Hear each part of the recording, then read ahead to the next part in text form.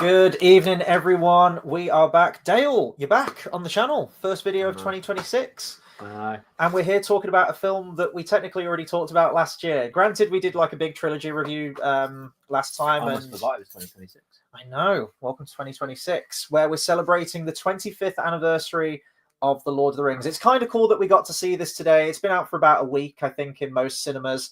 But with schedules and stuff, we went to see it today. But it's kind of cool that we went to see the 25th anniversary of Lord of the Rings on the 25th of January, almost 11 months before the actual anniversary. It's kind of like the 24th anniversary, really. Yes, yeah. I mean, it's closer to the 24th anniversary than the 25th. Yeah, it actually is, yeah. Why they didn't release this in the month of December, I think the UK release was like December 19th or around about 17th. There. 17th, something like that, yeah. I remember that specifically. But it's just so weird. Because to me, Lord of the Rings was one of those things that sort of made the big December movie a tentpole now. Now you get like the Avatar films will come out in December, or, it was always the Lord of the Rings. You had the Hobbit and stuff. You got Avatar. It always seems to be like your big blockbuster is sort of pushed to December now. And I feel like Lord of the Rings had a hand in that. So what am I going to do now in December? Like that for the actual anniversary? I guess we could do like a watch along on the channel or something. Yeah, just watch something completely different. Wow, okay, so Fellowship of the Ring, 25 years on. What's kind of interesting about this review, even now, because I was kind of concerned that had I have known they would have put them all on at the cinema this early on, I probably wouldn't have suggested to you to watch them when we watched them on my small screen, but I didn't know. But I had no idea. I watched them before the book and after the book now. Yes, so there is that. I was going to mention that. So your history with Tolkien, you had, before our last review, you read the Hobbit book first. You started with that. But then you sort of said to me that I would rather watch the Lord of the Rings films first before starting the book. Why was that? Can you remember why? Because it is such a long book, and I was really in the mood to like read the book and watch the movies.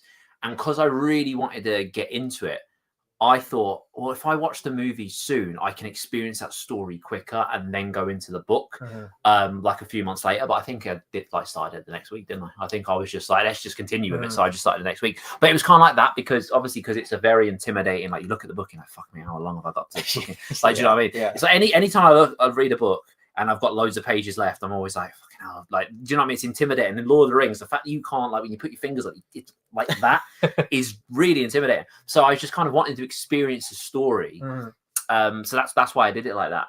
Do you think that helped the reading experience? Could you sort of picture characters? Yeah, I think because we said this before, didn't we, about reading books first, where as opposed to watching movies first. What was the sort of better thing? Because there's a lot of negatives in both ways, in the sense of if you watch movies first, you see the movie versions of the characters sometimes, and you're just like, But I think I don't really see that as much because I've thought about it. Because when you think about something, you start to realize what you see. But anyway, I thought about it more, and I don't think I see that as much. And when I read the book first, watch the movie's never great. Like The Exorcist was good. But because there was so much but this didn't happen, I think reading the book first diminishes the movie a lot. I don't know, but either way, I did that with the book. So watched the movies, then read the book, and I think that was good. Also because it's a very dense book. Lord of the Rings is good to, if you do watch the movies first, because it's so dense and so long. I think sometimes it does just help that little, like, you kind of know where it's going a little bit. I don't know. Like I said, I do think reading the book first, I think probably, if I had to pick one, I think is probably the best move. But I think that was quite good doing it in that way. I think that kind of also, because there was so much more to the book. But yeah, now I get to sort of experience it afterwards. Yeah, and this was the thing that excited me the most, was that I'm wondering how your opinions would change if maybe you'd be a little bit more critical of the films because you've got that knowledge of the books now, and now you can go, well, hang on, that Glorfindel isn't in the movie, or there's no Tom Bombadil or Barrow Downs in this. Like, what are we playing at? Now you've read the book. Granted, you've only read it once, and I know a book like that, you can't absorb everything on one reading. I'm sure there's people out there who've read Lord of the Rings like hundreds of times. Whole thing. I think I'm probably about 5 or 6 times reading through Lord of the Rings, and I still don't know a fraction of the stuff in it, so I'm still learning myself. But yeah, so just casting your mind back to last year when you watched it for the first time to today, did your opinions change on it, or has it remained consistent? Not for Fellowship. My opinions haven't changed. I think it's just as good. I think from what I remember of the movies, it's the closest to the book. Yeah, I would agree with that. Yeah. 100%. Yeah, because the movies of the others, they kind of, by this point, they kind of had to kind of go their separate ways. Like with Shelob being in Two Towers, the way they had to work that into Return of the King, like they had to really restructure a lot. Whereas Fellowship, it was closer to the book out of the three. I don't think my opinions changed. I think it works really well because with the book, I know you had an issue. Well, I say you had an issue with Tom Bombadil. You've got the similar issues to what a lot of people have. I've grown to appreciate him a bit more now, but that was always the sticking point for me when I tried to read it. I really like Tom Bombadil. But the thing is, I like that weird kind of things that just don't make sense. You're like, what? But also because I read The Hobbit not long before, I think it was like a month before, something like that. And The Hobbit's very that whimsical, family, like fun kind of thing. It felt in keeping with that. So I think when you say like it just feels like the tone's a bit messed up, which I know a lot of people say, which I can kind of see. But because I was still kind of like at The Hobbit, it was not long ago that I read The Hobbit. It just felt very familiar. Yeah. But I do think if that was in the movie, it would have just been like shaking up the tone because the movie's quite dark and quite. A lot happens. It's quite fast. Not fast paced, but do you know what I mean? It's quite like it's pushing forward. It's a very linear. We're moving forward. We're doing this, and Tom Bombadil slows it down a bit, and it's kind of a wishy-washy sort of thing. And I think movie-wise, that would have really taken away. You know, it's the same with Glorfindel. If he was in there, the thing about the book is like him as a character isn't really necessary. You could have had Arwen like they did in the movie. Same with Scarra and the Shire. Could have done it a bit different like they did in the movies. The book does, I think, a lot of things that were like, you could have done that differently. It's very big, and it's like, realistically, you could have told the same story probably just as well in a shorter space of time as well. I think there is a lot of, I don't want to call it bloat because I don't think any of it comes across as like, okay, this is just bloat. This is just why are we doing this? It's just, there's a lot of bloat in there where it's like the story is just told in a very sort of dense way. There's a lot happens, and this happens here, and some stuff not conventional. Like, how often do you see a character like Glorfindel that shows up and you're like, oh, no one gives a shit. Like, you don't see that a lot. Yeah. And there's a lot of that where I think the movie does well, and it removes the right things that just wouldn't have worked for a movie. If that makes sense. Yeah, here's the thing. Like, I'm not a book purist by any stretch of the imagination. I mean, are there scenes that I wish would have been translated into the movies? Absolutely. Are there some aspects about the films that maybe I even prefer to the books? Yes, there are. I think that most of the changes, a lot of the changes with Fellowship at least, I think, were made to the betterment of a movie experience. And that's sort of, as I've got older now, I've been able to sort of split my opinion on both. The books exist in their own world, and then the movie's kind of doing its own thing as well. And to me, it's like the best book of all time and the best film of all time. I do think I still think that it's probably the best ever adaptation we're ever more than likely to get, and I think that we ever could have hoped for.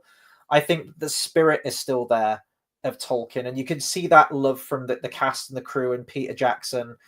And he even talked about that, Tom Bombadil was great and everything, but when you look at those chapters, you think, how is this advancing Frodo's story? Could we remove those scenes and Frodo's story stays consistent? I think, that's the case. I think. Yeah, I think because I've said it many, many times before. I'm a firm believer in sometimes not everything has to lead to something. Like you can have things that just happen, and it is. I get you want to have things that move the plot along.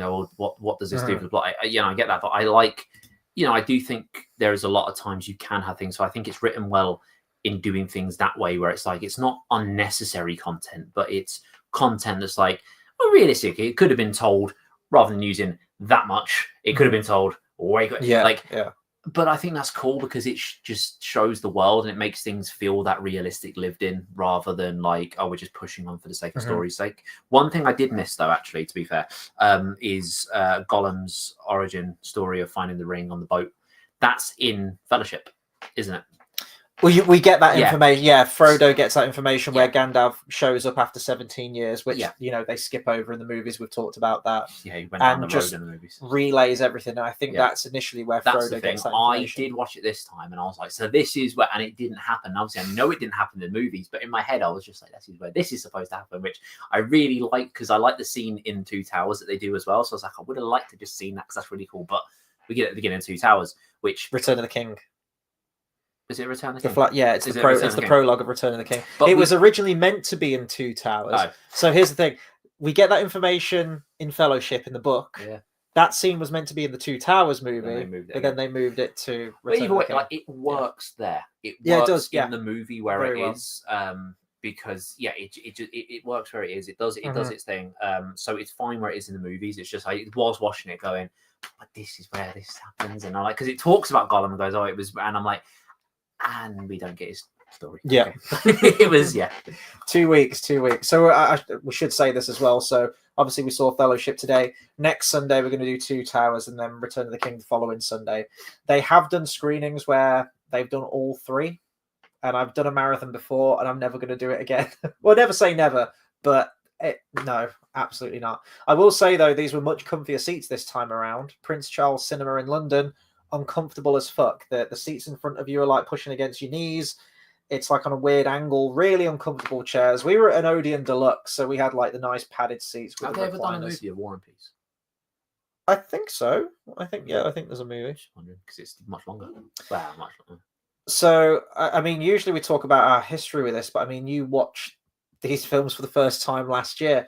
But for me, this was a really sort July the 4th last year. Yeah, it was. It was. I wouldn't say like an emotional experience. Like I didn't cry or anything, but just my mind was very aware that 25 years have gone by almost. Well, in December it will be. And I saw this film for the first time when I was 8 years old at the same cinema, which is kind of cool. Now, I can't remember if it was a UCI cinema back then or if it had already made the change to Odeon.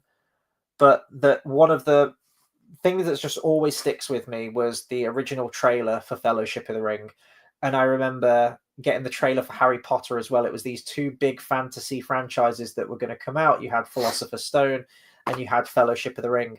And I remember the trailer for Fellowship of the Ring. I remember it ending on the Ringwraith chasing after Frodo as he makes the jump onto the ferry, Buckleberry Ferry.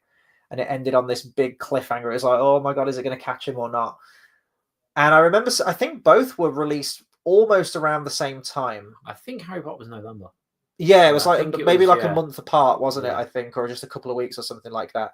Now, because I was of the age, I think that Harry Potter was a much more accessible story for me at the time. You know, I was reading the books alongside the movie. I could identify with the main character probably a little bit easier because I was of that school age. And as you were, watching all the Harry Potter films, you were sort of matching that age a little bit as you were going through your own school career. So my love for Harry Potter was through the roof. My love for Harry Potter at the time was pretty much what my love is for Lord of the Rings now. And actually, I don't know if I've admitted this on the stream before. When I first watched Fellowship, my attention span was awful as a kid. It's terrible. It's kind of bad now, but it's got better. I think mine's gotten worse. Yeah. I couldn't stand Fellowship of the Ring. I didn't know what it was trying to say. I thought it was really long. I didn't understand it. I didn't connect with the story. What I did connect with was very surface level stuff, was all the decorative stuff. I thought, oh, the monsters are cool. I like the Watcher in the water and the orcs and the troll and the Balrog. I remember the Balrog scene just really staying with me. And even to this day, that is my favorite scene, moment from the books. Everything in Moria leading to Gandalf's death with the Balrog is just absolutely incredible. I love reading it. I love hearing that section on an audiobook, and it's my favorite part of all three films, probably. So that was the stuff that stayed with me. And I remember it ending where they just, Frodo and Sam are just walking down into the Emyn Muil and it fades to black. And I didn't know this was based on a book. I didn't know this was based on a trilogy. As I said, I was like an absolute idiot kid at the age of 8. I remember I used to think back then, because when Harry Potter, I think, was the first thing that probably not the first thing I knew, but it was the first big thing I was aware of. Like, oh, this was a book first, blah, blah, blah, blah. I thought every movie was a book first. Like, do you know what I mean? It was that kind of, I thought, oh, everything was. It's the same with when you used to watch like music videos, remember the music video channels and stuff? I thought every song had a music video. Oh, okay. Yeah. Yeah. And then, But the Balrog, I still think it's weird that he has a whip. I think it's a very strange design. I know, but it's just weird, isn't it? This giant fucking like monster thing, and he just gets a whip, and I'm like, I always find it really, really weird. And also, though, I do watch Fellowship, and every time with that, because I remember the Third Age game and the watching Gandalf, every time I'm like, Hadhod's over there. Yeah, it's I quite like it how it's this side story. It's like you're chasing after the Fellowship, but then all of that shits the bed when you're actually fighting the Balrog or Sauron himself. It's the weird thing about that game, as great as it was, I mean, it was so B-Tech in the sense that it was literally just carbon copies of everyone. They threw in exact lines. It was just such the weirdest thing that you went, how come this turned out actually all right? It was like the stupidest thing. But yeah, so when it like faded to black, when Fellowship ended, I thought, oh, that's the story told. And I was like, well, we didn't destroy the ring. Like, what's happening? And then I realized it was a trilogy. And when did my turnaround of Lord of the Rings happen? I think it was probably when it was on home video, in all honesty. I think I only went to see it at the cinema once. And then it was released on video. Hold up. Video. I still have it. There it is. And I had a very, very small box TV at the time with a video combo, and I watched it with my mom. And my mom was kind of aware of Tolkien. She had a best friend growing up who was massive into reading. He was a huge fan of The Hobbit and Lord of the Rings, and apparently kept telling my mom about Bilbo Baggins and this story. So I think my mom had heard of it before, definitely. And she watched the film and she was just astounded by it. So I do think that maybe some of that... You haven't rewound it. Haven't I? Oh, that's that was a really bad habit of mine. I never did. I probably knackered that tape up now anyway, but yeah, it's just a keepsake now, isn't it? And I remember my mom distinctly saying that I can quite honestly say I have never seen a film like that before. She was just absolutely captivated. And I think I watched it through new eyes. I think, maybe by the time it come out on VHS, because I always think that things took a lot longer to come out on video then. Now it's on streaming within a week. But back then it seemed to take ages. And I had this newfound appreciation for it. So maybe just 1 year older of going from 8 to 9 years. I remember the first Harry Potter movie when it came out, 2001. That's when DVDs kind of started. Because that's when I remember I was in Woolworths. This is how long ago. Great. Okay. Yeah. And it was, I was there with my mom trying to get, buy Harry Potter. And I remember the lady at the thing, because my mum just went up to the till and was like, do you have Harry Potter? Rather than just looking around, she just went to the till, do you have it? Anyway, went there, and then she went, yeah, do you want DVD or video? I remember my mum asking me, and even back then, I was adamant of like, I don't like change. I'm like, video, fuck DVD. Yeah, so I was like, video every time, and then it was, you can only get DVDs, and I was like, oh. And I remember my collection being Harry Potter, like the first one was video, and then they're all DVDs. Yeah, like, yeah. That's weird. It kills me. And then later I got the DVD, but because I didn't get it in time with them, where it says year one, was like at the top or at the bottom, and I was like, oh, yeah. I was like, really annoying. This is the kind of OCD I have with my DVDs as well. We've got Bath Time says, big up the lads and 2026 Dale. I hope you don't get what I did from The Return of the King, which was a very unsexy case of norovirus. Oh dear. Ugh. Yeah, I hope you get well soon, man. That's rough. Just don't mix with people. Just watch Lord of the Rings in the comfort of your own home. I like mixing people. It's so good. So I think you did mention this at the beginning of our stream, but just for Bath Time. Bath Time asks, has Dale's thoughts on the films changed since reading the book? Well, we should say we haven't rewatched Two Towers and Return of the King yet, so this is I don't think they've changed. Like, I don't think they've changed. I still think it. I don't think less of it. Like, do you know what I mean? Like, it's not like something I thought like, well, it misses this. It's very consistent with what it does. The bits that it removes or changes or whatever, I feel like they're the best bits to do. Like, you know, like changing, you know, to Arwen and all that, and like taking out time. Like, it makes sense. They're not changes where you're like, yeah, but you should have done that. It's literally all the changes are very like, well, this makes sense. Do you know what I mean? For a movie. The one thing I will say is, so I think, because I've said before how Two Towers was my least favorite movie wise. Book wise, it's hard. I don't know if book wise, I mean, I read it as one thing. I got the 1 volume edition. I read it as one thing. To me, it's one story. It doesn't even read like 3 stories to me. It reads like one. But anyway, if you were splitting them into 3 stories, book wise, Return of the King will probably be my least favorite, and Two Towers and Fellowship, it's hard between. But movie wise, Two Towers is my least favorite movie. I think because I was thinking about this when we came out, the Fellowship movie is a lot's going on. I think there's a lot of upbeats. It kind of like it sparks up there quite often. Whereas Two Towers is a little bit more slower. It feels more like it's there for necessity of, well, you need to learn this. And I feel like Return of the King has more beats, but it's just, obviously it's quite a bit longer, so it feels slower. So the reason I was thinking about it this time is because I know the movie. I've read the book. Like, do you know what I mean? I knew what was happening. I really realized how much was in there and how long the movie was. And I thought, okay, they've done really well time-wise. And then I thought about it and I was like, Two Towers move slower, so feels slower. And the only reason Return of the King as a movie feels slower than this is just because it's longer. But I think it has the same amount of sort of beats. I just think Two Towers is the slower one of the movies.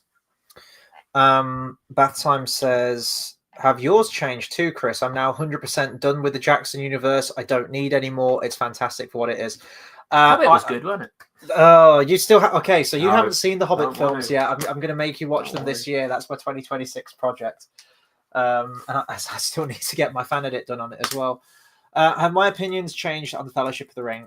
Absolutely not. It's still my favorite film of all time. It is my favorite of the 3. I think the pacing's fantastic.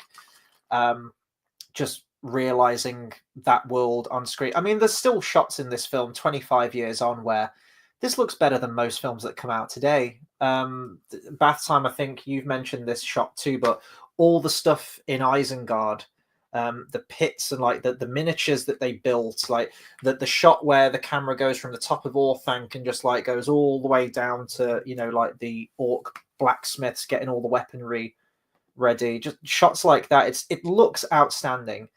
And there's no pushing of any message or anything like that. We will never get an adaptation like this in any way, shape, or form. And New Zealand looks incredible. The conceptual design of everything from the weapons to the costumes. It is the perfect adaptation, I think, for a movie. yeah. Exactly. It rings a bell, Black Hobbits as well. Yes. It has Black Dwarves. It's just absolutely brilliant. I think all the changes made to completely, all necessary for a great adaptation of a film. And it needs to appeal to the mass market. And I think to take something as lofty and kind of highbrow and almost impenetrable as Lord of the Rings, because it's a very, like niche genre, I think to make fantasy appeal to the masses, sort of like your average Joe, is an absolute testament to the quality of these films and Peter Jackson's direction. So yeah, there are changes as we go through Two Towers and Return of the King, which I'm not overly keen on, but I think Fellowship is an incredibly strong movie. And it hits all the beats of the book. Yeah, it misses out stuff like the Old Forest, Tom Bombadil, and the Barrow Downs, which would have been really nice to see. But I think it's the way it flows with, because there's so many set pieces in this. And I think this is why I like Fellowship as well, is that we see the most of Middle Earth. When we get to Two Towers, it's pretty much just Rohan, and there's a couple of other locations as well, like Fangorn Forest, but predominantly we're in Rohan. And Return of the King, we're predominantly in Gondor. Whereas this one, we've got the Shire, we've got Bree, and Rivendell, which looks outstanding and breathtaking. Even now, just that wide shot where Frodo comes onto the balcony, and you've just got all this color, and it looks amazing. You've got the Misty Mountains and Moria, Lorient. You've got all these different places that are all packaged within this one film. But in Two Towers, Gollum gets his in-betweeners moment when they're just like, you never said us about that. You never asked. Oh, yeah, I love that. Yeah. So I think by removing Tom Bombadil, and me and Bath Time have chatted about this as well on some of our streams, is that it does have a snowball effect, because the blades that they get from the tombs within the Barrow Downs, that same weapon is then used to kill or to weaken the Witch King. When Merry stabs the Witch King, that is what sort of takes away his aura, if you will, and then Eowyn comes in and finishes the job. By removing the Barrow-downs, you don't have any context to what that sword is. So, Aragorn just shows up on Rivendell with 4 child-sized weapons and just goes, "These are for you." And it's like, okay, where'd you get them from then? I think Tom Bombadil. I like him as a character. I do. I know a lot of people have issues with him. But I liked him as a character, and I like not knowing any more about him. But I think for a movie, he just does feel a bit. He would feel out of place. He would feel a bit like, "Guess why this happened?" And because the thing is, as well, a book can realistically be as long as you want. Like, do you know what I mean? It's not a time frame, whereas a movie is done to watch in a sitting. It's got to kind of be like, you don't really. 2.5 hours is considered like a long standard movie, if that makes sense. Like, do you know what I mean? A certain genres like a Harry Potter or Star Wars or something, when you push in 3 hours, that's when you consider this is quite a long movie. You don't really get your 3.5, 4 hours. Whereas books you've got certain lengths for certain things, obviously. But point is, you can make them essentially as big as you want. Yeah. And having Tom Bombadil and stuff in there like that, it's fine. When you have it in movies, you've got to kind of, because imagine he was there. How long would this movie be if you had his extra scene? Oh yeah. And you would kind of get to that point, and you've got to think your peak's there watching, you're interested, yeah, cool, and it would just kind of drop. Do you know what I mean? A lot of people, and you'd be like, oh, and then the second half wouldn't feel as great to people because you would have had that drop. So I can see why they did it, but I like him in the books. I don't feel like we need to know any more about him though. Well, I think even the structure that they went with for this movie was kind of a gamble, because in any other movie, the Mines of Moria sequence with the Balrog and all the stuff with the cave troll, that would be your third act. That would be the end of the film. Yes. But then we have a little bit of a lull in Lothlorien, and then we build up to our final action scene at Amonhen with the death of Boromir.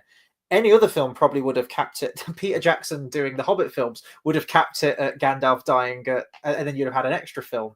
How many? If we get 3 films out of the Hobbit, technically we would have done like 5 or 6 for the Lord of the Rings or something. That's where you would naturally end it. So I do think for like a blockbuster film, it is a gamble to have those peaks and wanes in there. But I do think if you had Tom Bombadil in there, especially that early on in the story, you kind of just want to get the story moving. Yeah, and it would be very... To do it justice as well, with Old Forest, Tom Bombadil, and the Barrow-downs, I think you'd probably be looking at another 20-25 minutes easily. So you would end up splitting Fellowship into 2 movies. You'd have to, probably. You would have to do that sort of thing. Then by that point, you'd want to split. You'd end up getting 6 movies out of them all, like altogether. And this was the issue with the with the Hobbit films, was where they split them. It doesn't really facilitate a 3-act structure across them all, and it's all jumbled. It should have been either 1 movie or 2 at a push. What I liked about this screening with you though today was, and I was like, oh, he's done me proud because he's read the book and stuff. You were noticing a few more of the references, like the bit where Merry and Pippin show up in Farm Maggot's field, and he says, "Oh, that was just a detour, shortcut, a shortcut to what? Mushrooms." And then you turned to me, you went, "That's one of the chapter titles." I was like, "Yes, I swear that's yes, what it's called." is. Yeah, it was. There's some really cool things like that. I mean, I was obviously because I read The Hobbit, then I watched the Lord of the Rings movie, so I always read The Hobbit beforehand. So there was always references, but it's just little things like that. You go, that's a thing. It's like there's a lot of things, isn't it, when you read a book where there might be even a subtle thing, like the character says, you're like, that line was someone else. And it's quite cool. And another thing you mentioned was like the restructuring as well. When it got to Boromir making his last stand and Boromir dying, you turned to me and went, "Oh, so technically 2 towers. This is the beginning of 2 towers now." And I'm like, "Well, yeah, in the book, begins, which I find really weird." But I think that's Tolkien just kind of being like, "Well, I'm not fucking changing it." Like, you know what I mean? You can split into because he didn't want it split into 3, did he? But he's like, "Well, if you got to split into 3, they probably. I mean, I don't know, but I have a feeling they would have been like, "Well, you can put that at the end of that." He would have been like, "Well, no, I'm not changing it. This is split into 3, and it goes here." I like this because the thing is, he knew how he wanted it structured, and he would have been like, "Okay, this is where it goes." They would have been like, "Well, how about you split it here?" No, because I like this for this. Yeah. And that's probably his compromise of no, it's happening like this. And I do think this is another example of, because I've seen the films first before I read the books, and I've watched the films a whole bunch of times, I am so used to Boromir's death and then Frodo leaving being the ending of Fellowship of the Ring for me, that every time I read the book or listen to the audiobook, it's weird for me that begins 2 towers, because there is a natural break, right? Like, Aragorn makes his decision. He, Legolas, and Gimli are going to go off and go for Merry and Pippin. But then it does jump like as they're like mid-run, like a good amount of time goes by, like a day or two, I think it is, or something. And it's just like that's where you should have picked up Two Towers. But hey, I'm not J.R.R. Tolkien. It was a weird kind of thing doing it like that. But I'd say I read the book as one. It wasn't to me two. Like I made a point to myself as well when I was reading it of like when I was at the end of Fellowship, I was like, I need to read the first two chapters of Two Towers in the same day and just keep reading, because to me, I was like, I want to make a point of this one thing, and it reads as one. It doesn't read as three. Like I don't.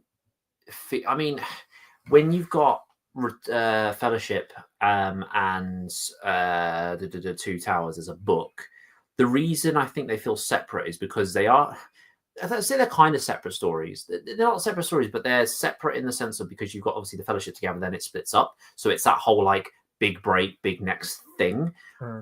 Whereas Two Towers and Return of the King feels like one fucking story. Like there is no point in that there feels like there's a break. The only thing is that last end of Two Towers is a nice line. Like that's that nice when just after Shelob, that's a nice thing to end it on a clip, like kind of cool. But it does not feel like two stories. It feels like literally the same thing. At no point does Two Towers Return of the King feel like they're separate books. But Fellowship, I can see it because of the way it is. But yeah, that all feels like just one. Bath Time says Two Towers feels like a reset to make Aragorn the main guy, whilst Fellowship is just a mad chase around. Yeah, I'd love that the Ringwraiths play the biggest part. Again, me and Bath Time have chatted about this. The Ringwraiths play the biggest part, I would say, in this first movie. They are your sort of like main antagonists that are chasing constantly in pursuit of your main characters, and then they're just out of the movie by the halfway point. What I would have done though, I would have literally, if I was them and obviously the water comes towards them, they ran with the water, you would have fucking gone to the side. I would have jumped off the horse and like, yeah, fuck that. And you would have run. I wouldn't have gone with the tide. Why did they do that? I think it's just because the horses panicked and they. Yeah, I know, but I would have jumped off the fucking horse. Been like, nah, I'm good. Fucking hell. And also, like, it just feels a bit weird that they can't swim. Yeah, they got a fear of water, haven't they? It's just like a really weird kind of like, it is just water, guys. If you jump off your horse, you might be fine. I don't know. It just felt a little bit. I always wondered the bit where Frodo jumps onto Buckleberry Ferry. What if the horse made that jump and just landed perfectly on the center of it? Bang. He's just like, "Hi guys!" slash. Kind of like, remember the Daleks when they couldn't go upstairs? It was just like the most simple thing of just like it just stairs. It's like it's just fucking water. We've got Rafa who says, "Couldn't agree more. That's why we keep coming back to watch the trilogy over and over. It really stood the test of time. It absolutely does." And I was even getting morbid when I was watching this film. I was thinking, what if I make it to the 50th anniversary of this 25 years from now? And I was doing the math in my head, how old I'm going to be. I hope I can make it to the 50th. I think 50th is a good number for an anniversary. What if you don't make it to Two Towers? Like this one. Shit one for next week. Yeah. Oh, God, you've ended it on your favourite one, so it's fine. Yeah, no, it's all good. What I was going to ask you, I know there's a few more comments. I'll get to them in a second. Now that you've read the book, is there a particular performance from this movie where you think the character was just completely perfectly realized from the page, and then maybe one where you think, they didn't adapt that character as well as it was in the book? From this one, that is difficult. I think they all came across really, really well. See, I think they all came across really well. I prefer Pippin in the book. I didn't like him in the movie. I remember I had such an issue with him in the movie. Yeah. Now I've kind of, because he's all right, but like I did not like him in the movie. I was like, he's fucking annoying. But no, I think they're all portrayed really, really well. I don't really think there's anyone that stands out like, but this is done really well, or this isn't, because they're all. I think it's a really good adaptation. I don't think it's something where I know you think they're very, like, the book is quite different to the movie. I think they're very similar. I don't think they're very, like, this doesn't capture this. I think it's all as it should be. I don't think there's any lines that feel like, but why is it said like that? I think it's all just feels as it should be. But also it's the same with, because the movies are because they're long, the book is dense, the book is long. It's a literature piece that happens to be a fantasy kid story, essentially. Like it is. It's a darker Hobbit, isn't it? But it's a kid story, but it's a literature piece. And the movies feel like it's a piece rather than just action and fantasy. Mhm. You know, yeah, I think they all. I think they all. I don't think there's anything that stands out of who doesn't or anything. I think they all come across Mhm. really, really well. I'm kicking around 4 names. I'm just going to list all 4, and then I've got to pick one from there. But yeah, I agree with you. I think they're all pretty much perfect. Same with bath time. Gandalf I think is Frodo's a little bit different. yeah. That's my one that stands I out. would As, say yeah. he's a bit, but I don't think he's portrayed badly. But I Yeah. prefer him in the book. I do Yes, prefer his same. book version. I think I don't know how different I'd say Sam is though. Like he is a bit, but I don't. I think he's only a bit different because Frodo's different in the sense of because he just follows him like a lost puppy essentially. Do you know what I mean? He's that kind of because he even says like I love you in the book. He's that best friend, but he's in the movie's more of a best friend. The movie's more of a best friend. The book is more of a respect kind of. Yeah. He's a friend, but it's like if the king had a knight that worked for him, but they've worked for so long that they've become. That's what the book is. The movie is sort of like, oh, this is just my friend kind of thing. Mhm. So I think Sam's only different because he works with that, but I think Sam's very. Do you get what I mean? Yes, yeah. But 100%. Frodo, I think I would say is the most different. But Yeah. I think the movie version is very good still. I'll agree with that. Yeah, no, I think Elijah Wood still perfectly works for the character. The ages are very different. I mean, the argument is the same for Martin Freeman as Bilbo and the Hobbit. They're both meant to be about 50-ish years old. And yeah, as you quite... One thing I was going to say is I feel like if I read the book before I saw the movies, I wouldn't have liked Frodo in the movies. Because Interesting. I prefer Frodo in the book. And I remember watching the movies thinking... I didn't dislike him, but the first time I watched him, I thought, he's not this amazing. Like I just thought he was very sort of like it's like having a main character that's sort of like he's not even in my top 3 of favorite characters, even though he's the main. Like, do you know what I mean? He's way more forgettable than a lot of the main characters. Yeah. So I think if I read the book first and saw the movie, I'd have been like, he's not that great in the movies. Like, I think that's what my opinion would have been, but yeah. And I do think by the time you get to Two Towers, Frodo pretty much completely gets overshadowed by Aragorn's story. And even to some extent, like Merry and Pippin's story as well, because they get that cool action scene at the end with the Ents, and Frodo and Sam are pretty much just treading water. You know, they have to construct that whole Osgiliath ending so that they can have a third act. Essentially, it's not bad. It's just very different. I from remember the book. A figure of Treebeard I had. It was really cool. Like, is that where you hit like the little branch on the top of his head and he says lines from the movie? I don't know if this one quite spoke, a big one, but he was about this tall. Yeah. But I don't think he spoke this one, but his legs were proper thick stumps, and he was really cool. But I don't think he spoke, but I remember that. It was really cool. Other names that I think are just absolutely incredible performances, portrayals of the character. Ian Holm as Bilbo is just absolutely wonderful, and I do like how Peter Jackson reused Ian Holm because he played Frodo in the BBC radio drama. So he was already very well acquainted with this world and the characters and what was to be expected. Christopher Lee, Saruman. You could not wish for a better Saruman than Still that. hate Saruman's name because it's too close to Sauron. It really fucking irritates me. Like, it really does that there's Sauron and Saruman. They're too close for villains to have names. It really irritates me. And John Rhys Davies as Gimli, I think, is just absolutely incredible. Like, he is a dwarf to me. He's just... absolutely love Gimli's character. And a lot of people shit on Gimli, especially in the sequel, saying he gets more and more comedic. He does, I think. But I think it's all in keeping with his character from this. He gets some funny lines in this. It's all there. I think it's fine. I don't think it was an issue. But I would say Return of the King I can understand. Whereas Two Towers, it plays off on Legolas very well. Return of the King, I could understand where people are coming from. Let's see. Oh yeah, because he said, what does he say with the Army of the Dead, which was a bit weird. Well, there's just a lot of slapsticky stuff with Gimli so I can and understand the Paths of the Dead. Raf says, and it'll still feel like the first time 50 years from now. Yeah, I think it will. A thing that I was looking out for in this, and I do want to say this as well, that seeing it on the big screen, I have been looking forward to this all week, but it's not like this huge, like, epic thing that they're back in the cinemas, because Odeon have put The Lord of the Rings on at the cinemas quite a number of times. So this wasn't like it's gone away for 25 years, and this was my first time watching it again on the big screen. I mean, you've had that experience. This was your first time seeing it on the big screen. And I'm glad you got to experience it that I way. think the music came out very, very well on the big screen. I was going to save that for a section later because you weren't too. It's not that you weren't too keen on the music. It was all right, but no, I think that main theme I think is really great, especially on the big screen. But yeah, I think obviously anything on the big screen with the big speakers, everything is going to be better. Obviously on the big screen, it's going to come out more. But I think there was a lot to be said for it this time around. Yeah. What was I saying? Big screen experience. What was I going to say? I've lost my train of thought now. No, not Kill Bill. That was something that came across very well. What was I talking about? I was talking about the cinema scene. Yeah, this wasn't like a big. Oh yeah, I know where I was going with this. Yeah, so visual effects. 25 years on, I was thinking some stuff probably now isn't going to look as good as it could do nowadays.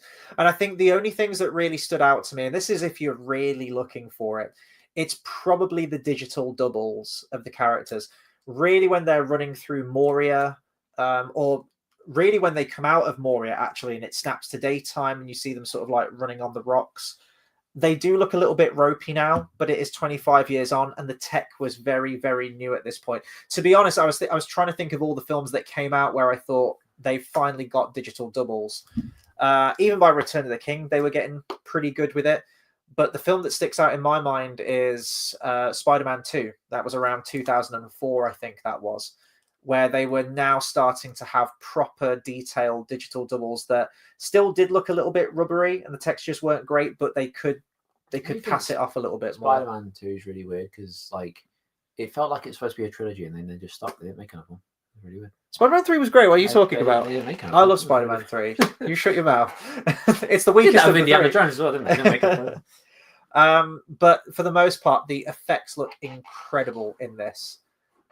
Better than some of the CGI now. Granted, the textures might not be there. The textures might have improved with modern films, but it's the integration. It's the fact that so much of it was done in camera. They use models and the CGI enhances everything. Of course, you need to have a CGI Watcher in the Water and Cave Troll and Balrog, but how it's all mingled with everything, the fact that it's shot on film, and I think the lighting as well, it's very dimly lit. They're very careful with where they use CGI in this.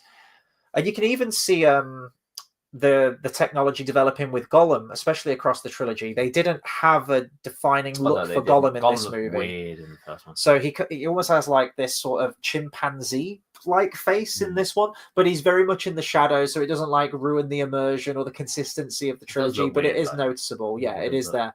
But they keep him in the shadows. Two Towers, he looks fantastic. By Return of the King, he looks even better. So the tech was developing as they were making these films. And yeah, I've mentioned shots like all the stuff in Isengard, and it just looks amazing. And that's why they say The Hobbit. It is. And still to this day, I watch this film having watched hours upon hours of the appendices. This is probably the most well-documented films of all time in terms of their behind the scenes. Like no stone is unturned, apart from all the deleted scenes, which we're still waiting to see, and hopefully they release those at some point. I still watch this film thinking, how on earth did they make not one, not two, but all three of these films to the scale they are, to how detailed they are with all the locations and props and extras, costumes, everything. And they made them all at the same time, and they came out as good as this. I'm watching scenes in Isengard with the camera sweeping through all these caverns and just all the amount of orcs in the background and people in costume and all the armor and everything on the Uruk-hai. I don't know how they made this. It still feels completely inhuman to me. Like this even got made. It's an absolute triumph of cinema. It's just the pinnacle of filmmaking, as far as I'm concerned. One of my favorite. This isn't actually Lord of the Rings. This is The Hobbit. But one of my favorite pictures is when Bilbo's talking to Smaug. That's one of my favorite ones. That's really yes, cool. yeah. Well, that just came into my head with the dragons. But yeah, that's one of my favorite. But in talking pictures, there was the fucking Moria. The gate is in the book. Oh, that was the Doors of Durin. Yeah, when it lights up in the moonlight. That's in the book. That's a drawing in the book, which I thought was cool. It's the only picture in the book. Yeah, Tolkien drew that himself. That and the fucking what's the language in Mordor called? Well, It has it's a the name, ring doesn't it? script, isn't it? Yeah, but it that I has a think's name in the written in. language, doesn't it? I'm Of sure there's a Mordor, name. it's just called Black Speech. Is it called Black Speech? Okay, but But yeah, that's written in Elvish anyway. yeah, it's yes, it's yeah, but either way, that's all. That's in the book as well. Yes, that, yeah. which is cool. I don't know if this was in the original release of Fellowship. It was in some kind of release. They also had little inserts of like burnt pages from the Book of Mazarbul. You know, the book they find in Moria, where Gandalf's like, "You cannot get out." Yeah. They had like little cut clippings of that with the dwarven runes, and it was like burnt and like broken around the edges. So that's pretty cool. Let's just see here. Bath Time says Strider is great, but Aragorn comes into his own later. Yeah. Viggo Mortensen absolutely killed it as Aragorn for me in this. I think he's incredible. Bath Time says Sam and Frodo are equals in the films. They have that Ted and Ralph Fast Show vibe to me in the book. I still think Elrond is the least like his book counterpart in Fellowship. What are your thoughts on Agent Smith as Elrond? I fucking think he's got a giant forehead. And I think he looks weird. I mean, I think I don't like him in the movie that much. I think he's a bit. I think he's. I don't dislike him, but I don't like. Maybe it is his forehead. I don't know. Like, but he comes across like a bit of a dick. He just looks like a twat. He would have been straight off Matrix hype, wouldn't he? Because Matrix came out in '99. They would have been filming. When in Bill and Ted 3, when Keanu Reeves is basically John Wick. Yeah. Yes. Yeah. There's one bit in this where I think I mentioned this to Bath Time on our last stream, but there's one bit where the Agent Smith voice comes out in this, and it's where it's at the Council of Elrond, and he goes like, "You have only one choice." The ring was like Hugo Weaving has this such a cadence to his voice where he'll start low and then get loud and then do it. And it's just that bit always reminds me. I hear like Mr. Anderson from the Matrix films. I think he's a great Elrond, but I can understand that maybe he doesn't look as elf-like. I don't think Galadriel's that pretty in the movie. That's Kate Blanchett you're talking about right there. I don't think she's that attractive. You need a better taste of woman, my man. I don't think she's that attractive in the movie. Because the thing is as well, like obviously now that I've read the book, I know that she's supposed to be this beautiful, like, and I watched the movie again. I was like, she's not that great, though, is she? Like, her eyes are weird. Her eyes go like that. You're wrong for that one. No, but I don't know how like they've fucking like they put her eyes have got like twinkles in them. They've done the which looks really. Yeah, they bought Christmas lights on set, and they had a guy just holding Christmas lights so that they reflected in her eyes. Cool. Yeah. But it's that level of attention to detail. Like most people probably wouldn't even notice that, but it does make a difference. And I did notice that a lot more actually on the big screen. There was one thing that I noticed today seeing it on the big, and as I say, I've seen it on the big screen a number of times, but the bit where the dragon firework goes off at Bilbo's birthday and flies over the crowd, the little hut on the left-hand side is on fire. And I thought that might be the one that Merry and Pippin let the firework off in, but the dragon comes from behind. So I don't know if like when the dragon flies over the huts, it sets them ablaze a little bit. Sorry, I've just got to go to this comment right here. Galadriel is ugly. What the hell, dude? I know, right? I never said ugly. Tell him. I just said she ain't that great. Like you're insane. I'm saying is, if I was left in a room alone with her, I wouldn't be like, "Let's go." I'd be like, that's all I'm saying. What you been smoking, man? Should have like had Lucy Liu play or some shit. That would have been great. I would have been a very happy man. I don't know, man. Kate Blanchett does things to me in this film when she's like, "I know what it is you saw, for it is also on my mind." I'm like, "Ooh!" Like, yes, please. I'll have three strands of your golden hair as well, please, miss. Yes, please. And she gives Frodo some of her bath water as well, doesn't she? In the little light bulb. Yeah. No, they should have got Michelle Pfeiffer. Ooh, bit too old at that point. I think that's a good maybe. Point. I wish she would. Yeah. But Michelle Pfeiffer would have been fine. Now, Liv Tyler though as Arwen, I would kill all of the orcs about Liv Tyler for her. You know how Steven Tyler's got big lips. Yes. I feel like the skin from his lips went to her forehead. What are you talking? She's got a big forehead. You've got a thing for foreheads today. Kate Blanchett. No one is safe from your wrath. Liv Tyler. She's got a bigger forehead. Wow, it's just wow. There we go.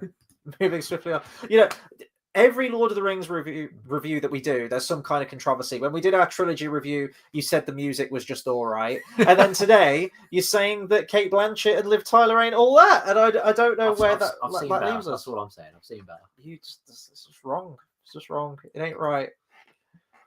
Oh, okay. Hang on. I want to bring this up.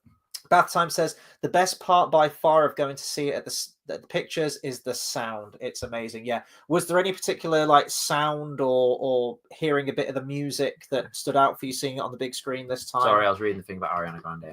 I'll get there. I'll get there. Don't worry. We'll get there. About the sound, Bath Time was saying the best part by far of going to see it at the pictures is the sound. It's amazing. I would agree. Yeah, it was because there was some moments where I think the sound felt very emphasized. Where when I say it didn't need to be, I don't mean like, oh, that should have been lower. I meant like, you didn't need to do that, but you did it. So that's good. Like, do you know what I mean? When you're just like, you didn't need to do it that well. Like, it felt like there was some moments where I really emphasized, yeah, I think the sound was, yeah. Bits for me with the sound that really stood out to see at the cinema is the bit where Gandalf goes like, do not take me for some conjurer of cheap tricks. And it all goes surround sound and deep and bassy. That was amazing. The Balrog is always a joy to watch on the big screen. The Balrog killed the sound system last time I watched it at that same cinema. I've talked about that before, how that they had them all on like a trilogy of them. I was going to just go and see Fellowship. But yeah, the sound broke at the Balrog when it rears up and roars into the camera. But that's just, it's such a great sound effect for that. It's an amazing design for that. It's probably my favorite movie monster of all time is the Balrog. It just looks incredible. I wonder what my favorite monster is. Music and like I'm just trying to think of like other aspects of sound. Music, I absolutely love the Isengard theme. Just hearing that da da da dun dun dun, and you got like the clanging of the anvils. I think that main theme, just like at the beginning and everything, works so well to introduce a movie. Yeah, because it sounds magical, but it also sounds kind of like this isn't good. Yes, do you know what I mean? That whole like this isn't going to be fun for you kind of thing, and I think that worked really, really well. There's one bit of sound which I don't know if they've sort of like special edition this and removed it. And if anyone else has had this at home when you've like watched the film, do let me know, because this might be like the Mandela effect or something. I'm just completely coming up with this.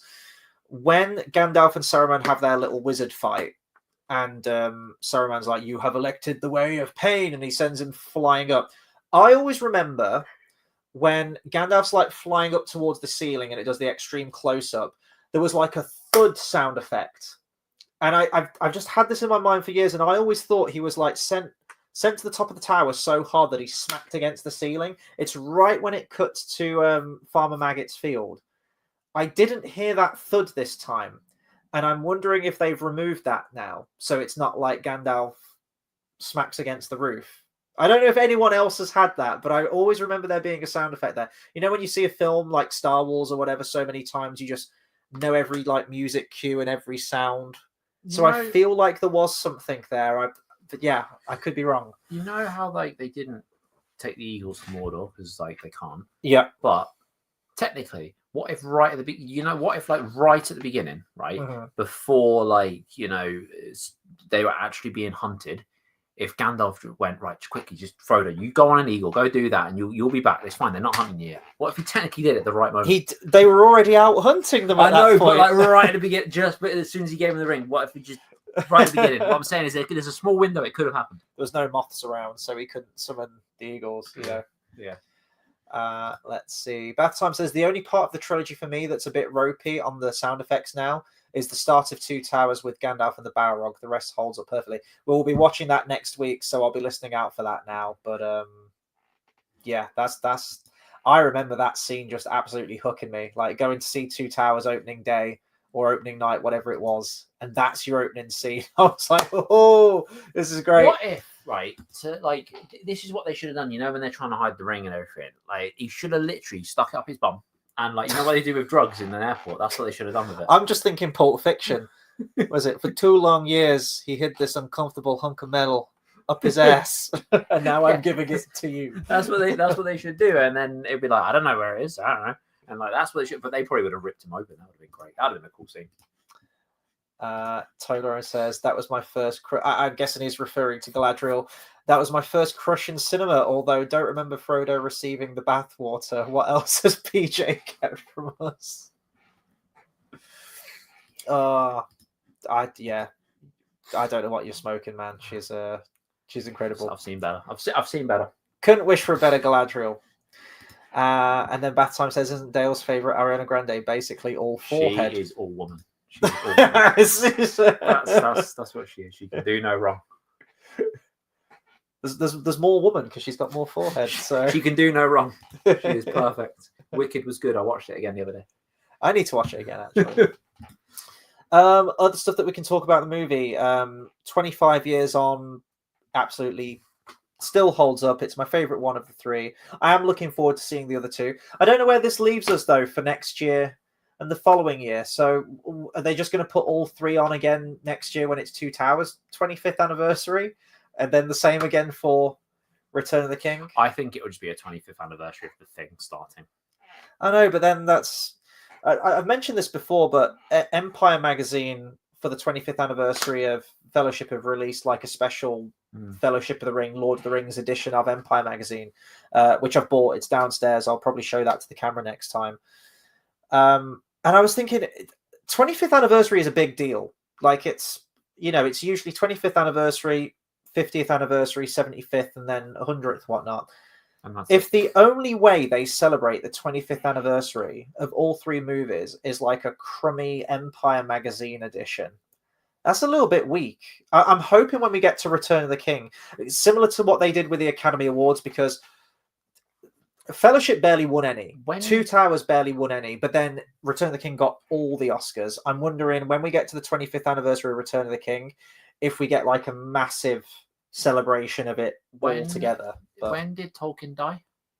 I want to say 1973. Right. So technically, we will be alive when Lord of the Rings is in public domain. Oh, that's a scary thought. That's an interesting. That is a scary thought. Around when it's in public domain. Well, the franchise will be running to the ground by then. Well, 20 is it? But yeah, I'm just saying. Just imagine what will be done with it. Well, 2020 next year we've got Hunt for Gollum. Yay! You excited for that? No. Hunt for Gollum? No, not at all. Not at all. I think it'll be shit. Oh, I wanted to mention as well. Bath Time. We didn't get the Peter Jackson 10-minute intro at the beginning of this one. I was expecting it. I think people since have put it on YouTube, so I will go and watch that. But yeah, it was just straight into the movie. I think we got 2 trailers, didn't we? Yeah, that was weird. I was like, oh, we're doing it already. Straight in. Yeah, I thought it was going to be more. Got one about breast cancer. That was fun. Yeah, that was a. I was just confused by the woman only on one boob, and yeah, it was about breast cancer. I was like, makes sense. Yeah. Aside from that, we only got 2 trailers. What were they? Some anime and some. Yeah, what was that anime? Scarlet, it was called, wasn't it? I think. Didn't really show much. It was just like, oh, okay. And then what was the other one? There was another one, but yeah, I can't remember. Yeah, I can't remember. Oh, it was we got the Odyssey. That was it. And that was it, wasn't it? Were they the 2? Yeah, I think so. Yeah. There wasn't loads. It was just. What I do love about Fellowship, and I get this every single time I watch it, or when you're gearing up to watch all 3 or do a marathon or something, you get the New Line Cinema logo, and there's this really sort of echoey, eerie sound. And it's the anticipation, right? Then you get like New Line Cinema in this sort of like silvery, shimmery text. Then the music kicks in and you get the elvish Cate Blanchett voice. That just sets the scene, sets the mood immediately from the beginning. You're like, oh, it is really ethereal and haunting. I remember because I watched the movies first, reading the book. I thought the prologue would be like the prologue in the movies. Same, yeah. I remember that, and I was like, oh, it's not. And you get like 40 pages on the history and manufacturing of pipeweed. Yeah.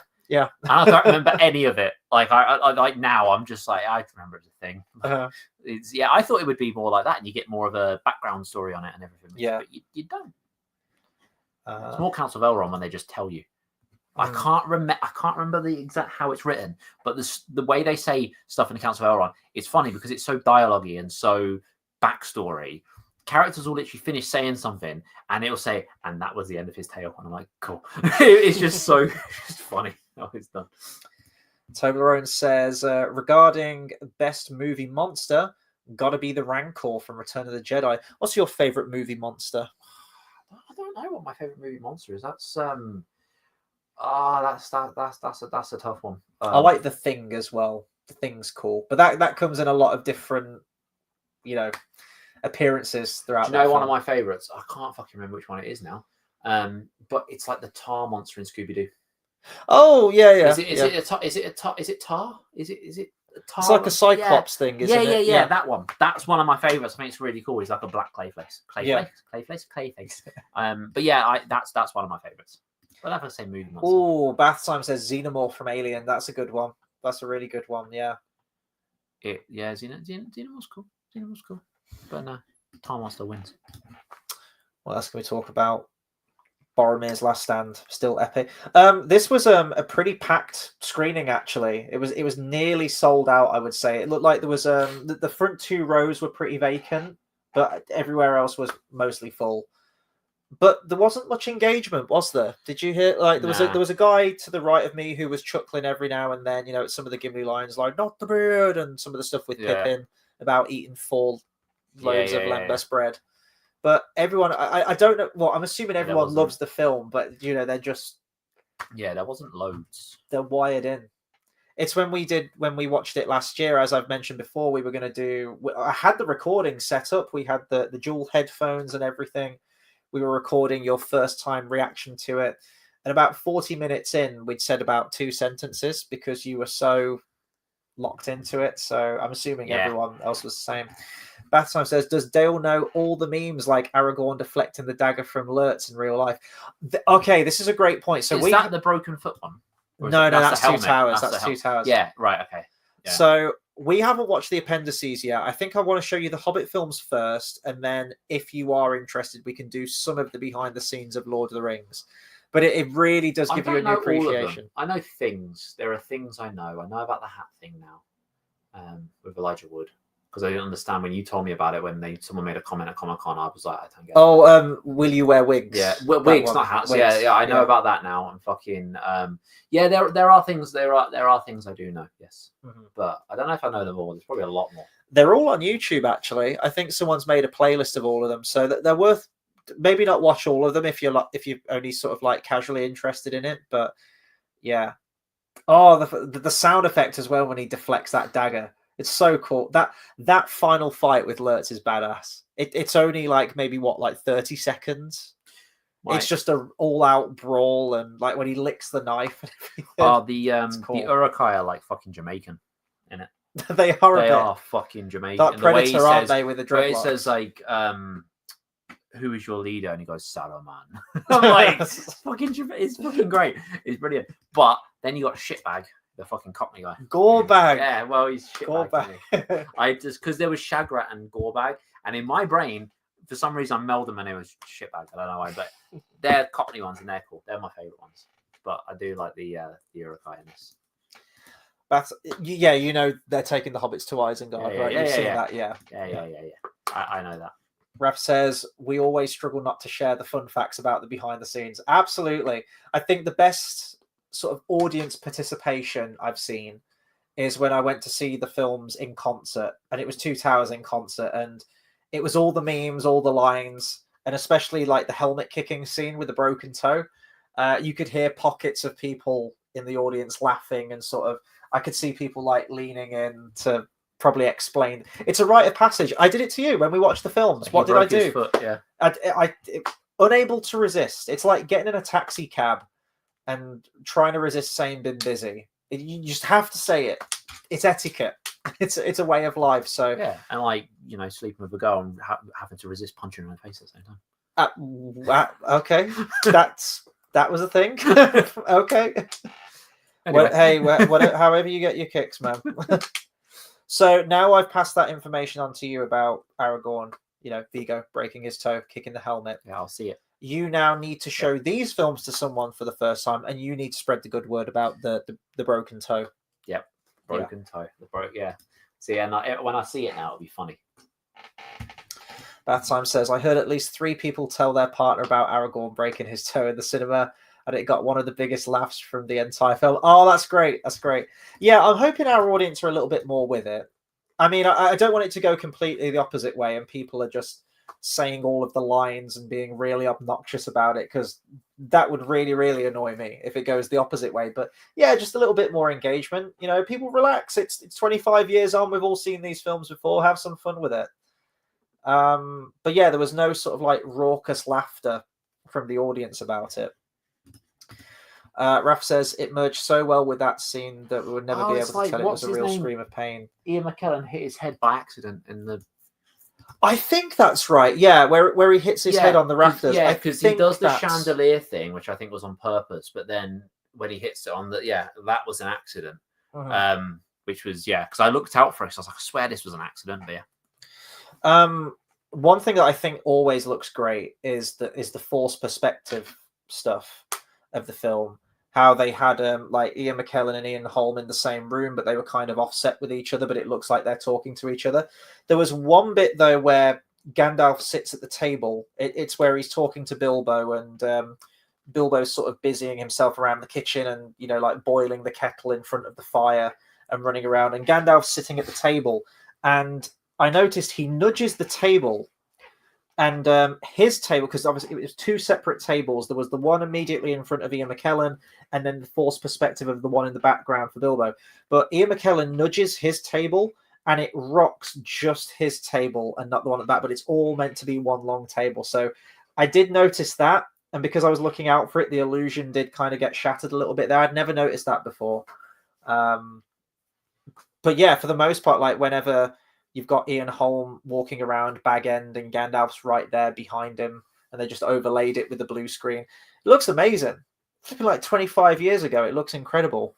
And then when you get to the Hobbit, probably because, you know, they've got 13 dwarfs walking around now. It's not just one Hobbit and Gandalf. Now you've got one Hobbit, Gandalf, and 13 fucking dwarves walking around. It all had to be done on green screen, and, you know, Ian McKellen almost had that emotional breakdown on set. Weird looking fucking what's his name? Thorin. Yeah, weird looking Thorin. Who's a human. That's what really annoys me, because you had a uniform look for the dwarves in this film. When you see the 7 dwarf lords at the beginning in the prologue, and all the ones that rock up with Gimli to the council, like that's a set look for what the dwarves look like. Was that done on purpose, like Snow White, the 7 dwarf lords? Yeah, I think so. Yeah. When you get to there's loads of fairy tale comparisons. When you get to the Silmarillion, there's a Rapunzel tie-in. Yeah, when you get to Beren and Luthien. Rapunzel was one of my least favorite fairy tales I read. She does a spell to grow her hair and then climbs down the tower. That's cool. I'm like, yeah, that's cool. Let's see, I've read that one. Bath Time says the worst thing was someone standing up and taking a selfie at the title screen. Oh God. The rest of the time, people were fine. You know what? I remember I got a. Well, this is a bit different because in the cinema it'd be worse. But I remember at the Aussie gig, the people in front of me kept doing that every time a band came on. I was like, stop fucking taking selfies in front of them. It was so annoying. I was like, just fucking watch it. Fucking, I can't stand people that fucking film things and say, oh, fucking hate it. Anyway, get it off your chest. Yeah. And Ralph says, yeah, that Ian McKellen scene was also an accident. There was a scene like the Stormtrooper. Oh, yeah, where he bangs his head. Yeah, I mean, that's iconic now, isn't it? There was one scene, again, this could be on the VHS, or maybe this was when it was in cinemas, and then they corrected it before home video release. The bit where Sam says, this will be the furthest away from home I've ever been, and they're in that crop field with, like, the scarecrow in the background. I did hear rumours that you can see a car. Yeah, I looked out for it this time. And I think it's that scene. It is that scene, yeah, because I've seen it before. But I've never been able to actually spot a car. Yeah, I don't know if that's just because it's where the smoke is. I think I don't know, but I've never been able to spot it. I think they've probably got rid of it now at this point. They probably digitally removed it. Yeah, but I don't know if it's like for the one with it, and I still think it's hard to see. It's like I don't understand where people are getting that from. Is this like the Munchkin hanging himself? I think it's like that again. Where it's just like it's not a thing. I don't know. But yeah, I mean. Yeah, Raf says I didn't know about that one. Yeah, but maybe they've got rid of it now. I'm not sure. Right, I guess final thoughts on Fellowship of the Ring. It feels weird just capping it off at an hour, but you know, we've talked about this film before. Better than the other two. I think it's the better movie. I am really interested to see how your opinion, if at all, changes on the next two. Yeah, because Two Towers was my least favorite, so I do wonder if that one will change. Because the book I really loved. Like I say, I feel like Two Towers was my favorite book wise, but I still think I don't know. It's a hard one, but anyway, because I remember because obviously Two Towers was my least favorite. When I read the book, I was like, this is really good. Like, kind of surprised in the sense of like, because it was my least favorite. Like, I fucking love this way. It was like, do you know what I mean? Yeah. So I do wonder. What my opinion is going to be on it, but it is obviously quite vastly different by this point. When you take Fellowship, like I say, it's the most accurate one, and the other two obviously have to be structured quite differently, do change up a lot. So I wonder if I'm going to think like, oh, I don't like how this is structured, or like, well, I can see why, so it makes sense. I don't know. I wonder. So I'm actually re-listening to the audiobook, and I'm trying to get them all done before we see the film. So I'm about halfway through Two Towers at the moment. So essentially I've got 1 week as of today to get Two Towers finished again before I see the film. I know it bleeds into the Return of the King, and then a week. Wait, how far are you on Two Towers? I'm sort of like towards the end of the Treebeard chapter. That can be done by the end of the week. Yeah, I think Two Towers took me. I think that one took me 2 weeks to read, because by that point I spent a week on the first one. Then I think I slowed down a bit because I was reading at a really fast pace with them. And then I think Return of the King took me a week. But so you should be fine. It's interesting. Bath Time says, I'm convinced Two Towers influenced The Empire Strikes Back by breaking up the main group. There's a lot of things that do that, though. There are a lot of things that do that. They like to break up groups. I don't know. I can't think of anything on top of my head that would be older, though, so I don't know. Yeah, you'd have to think of trilogies, wouldn't you? There is. Yeah, or like, like just your mid-act kind of thing. Like, but that is a thing that does happen. But though, it would, it's kind of like, where did Down the Rabbit Hole come from? Alice in Wonderland, or was the phrase before it? I thought it came from Alice in Wonderland. I think it would have done. Yeah. But right then, we're going to round it off there, I think. So, I mean, if you're discovering this after the fact, I pretty much know everyone's thoughts on this already, but let us know your thoughts on Fellowship of the Ring. How do you think it holds up 25 years later? Do you still think it's a masterpiece, or are there a few more shortcomings with it now? For me, this is still an absolute triumph of cinema. It's my favorite film of all time. I just get this like warm, fuzzy feeling. It feels like coming home when I watch this film every single time. All three of them, but specifically Fellowship of the Ring. I absolutely love it. All the Shire stuff at the beginning. Wonderful, wonderful film, and we'll never see this like ever again, which is a little bit sad, but be happy that it happened, and we have the perfect trilogy. Nothing can ruin that. We can review Rings of Power. No, we can't. Gandalf falling from space. That's weird. No, we're not. No, let's not sully its name. And please do consider subscribing to the channel for more movie reviews, discussions, and live streams. What can you expect from the channel? Well, of course, you can expect our reviews for the Two Towers and Return of the King over the course of the next couple of Sundays. We'll also be starting a big retrospective just after our review on Two Towers, which is going to be all of the Pixar films. So it's the 40th anniversary of Pixar Animation Studios. We've covered a whole bunch of animation retrospectives, and for the 40th anniversary, the time is now. So we'll be starting with the original Toy Story, which I need to watch. That's going to be an absolute joy. That's probably my favorite film as a kid, actually, going back to that one. Toy Story 2. See, I was more Toy Story 1 kind of guy, but yeah, Toy Story 2 is brilliant. And you haven't got to wait that long for that. It's the third week, isn't it? Fucking great. Yeah, I know. It's go straight into a sequel. And then they decided to do loads of fucking sequels, but you know. And then also in March, I guess, I'll announce this now as well. I'll be doing a retrospective on all of the Best Picture winners. So I'm 2 years away from the 100th Academy Awards. So to celebrate the centennial over the course of the next 2 years, we're going to be covering all of the Best Picture winners, which is going to be a huge retrospective. As I said, it's going to take 2 years to do, but we're in it, we're going to keep it going. And also, probably when he's got himself a little bit more well and with it, Bath Time will, you'll be on the channel again. We'll be talking more Middle-earth stuff. I know we've got a video planned on the Akalabeth and a bunch of other ones as well. So it'll be great to get Bath Time on again. And while I'm at it, actually, I'm going to shout out Bath Time's channel. Real Talk Podcast, which will be going up tomorrow. I believe it's The Life of Pi tomorrow, or was that earlier Isn't that this movie week? About a tiger? It is, yeah.